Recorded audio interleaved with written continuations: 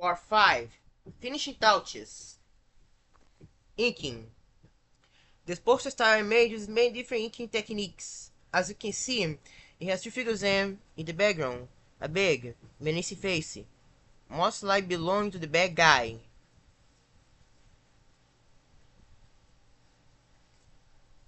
Inking.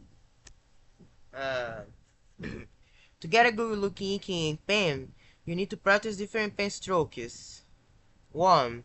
You can vary the thickness of the line with pressure or, in some cases, the angle you hold the pen. The size of pen you use will obviously make a difference. 2. Chill. It's possible to get a form of shade in black and white with patterns of dots and lines. Drawing dots by hand is very tedious and takes a long time to cover a big area, but it can look very fast and feels well. 3. This is a form of cross-hatching and can be used to cover large areas. I use it for the background of the picture. 4. The shades are made with a brush pen. Do you should be able to do it with a paintbrush too, providing don't load it with too much ink. This is how I did the magic. It fed around the boy's hand. 5. Cross-hatch is a way of shading by using lines to make it darker. To make it darker, you add more lines to the top in a different direction in the first ones. The technique gets its name from the way the lines cross off each other. 6. The thickness of the line is set to show distance. In general, the thicker the line, the closer it is to you.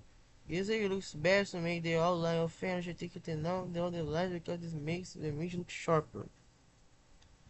Color. Here's another group shot of a pair of magical girls and a mysterious boy.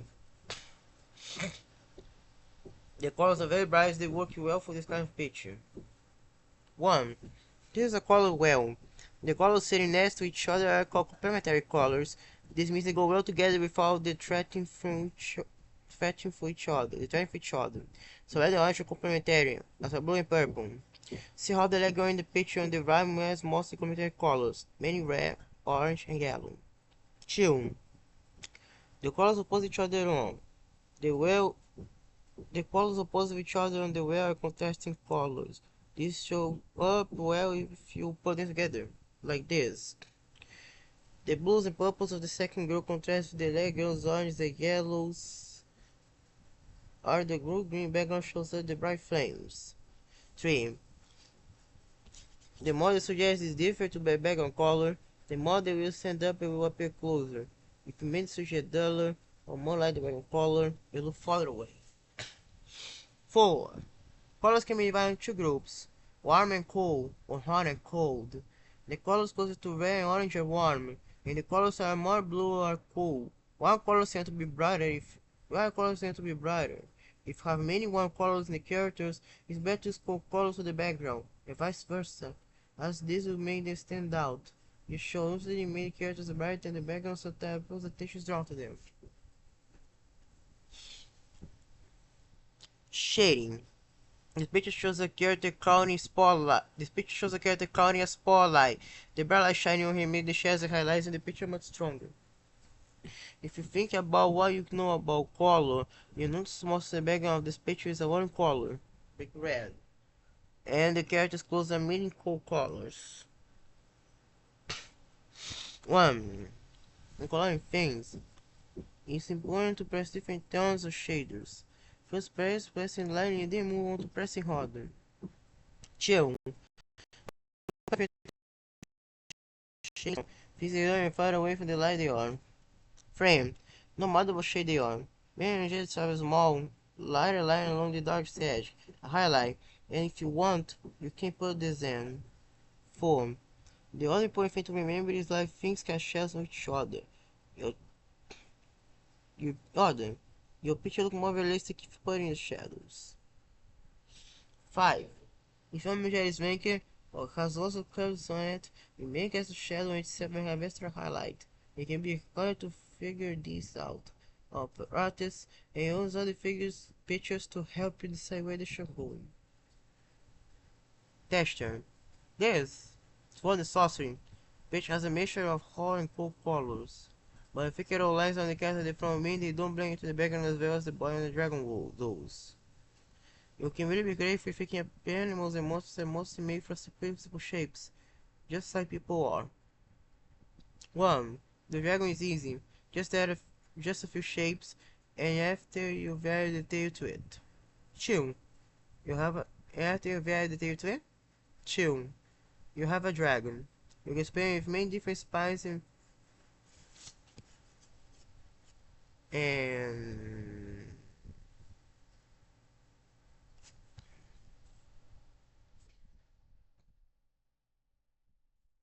2. You have a dragon. You can experiment with different spines and things to make them look different. Other animals can be made the same way, also work it out what shapes you need. If you need help, I try using a photograph or a book to base it on. 3. For the dragon, you need to draw scales. You do it like this. The body tends to be shiny, so make the edges darker. Also shading, add lots of little shades to the scales in black, if it's room, or, as in most cases, in the same color as the body. 4. Lighter wings can be made by adding lines of a darker shade to the main color. I feel they were shadows for lots of little creases. 5. For people, hair can be made to look more hair-like by adding a jagged, lighter patch where the light catches it. You look can be better if the rest of the color is uneven, but make sure you keep all the lines going in the direction the half is going. 6.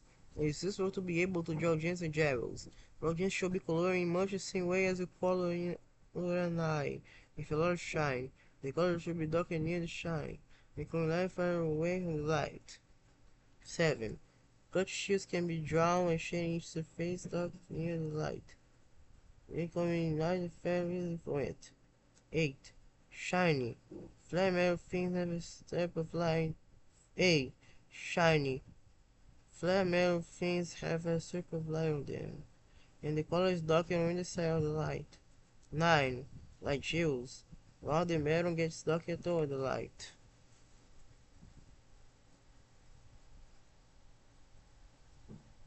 Background. As you know, things look smaller the farther away they are.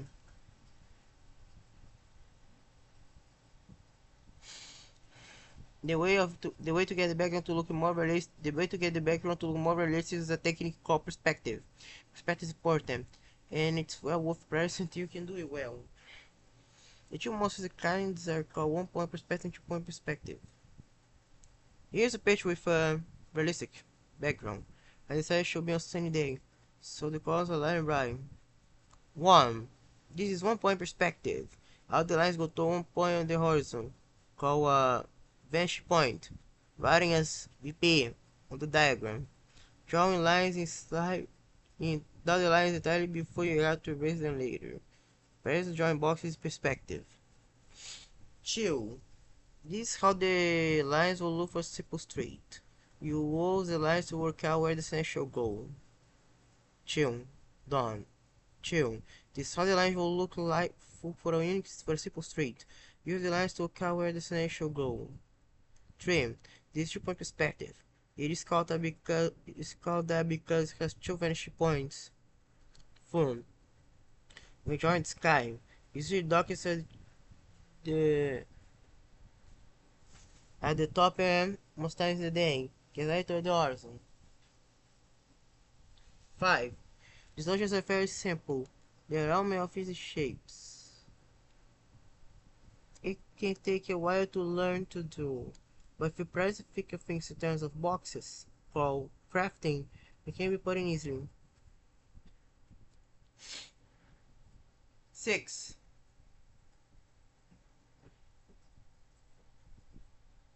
Let's see how many are left. Next page soon. Atmosphere. In these pictures, the boy is dreaming about someone. Maybe you can think of a story to go with the pictures. I don't mind when I drew them.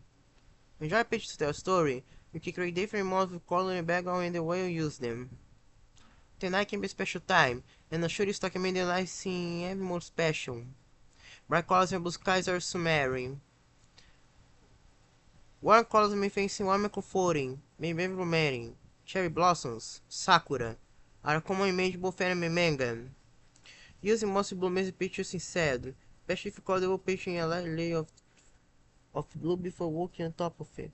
Não acho the mood as well. Think of the images that mean most to you, and try putting in your art. The more character you put into your characters, the better they will look. I always like to have a story behind the pictures I draw, and if you do it well, people should be able to see that there is a story behind your art, too.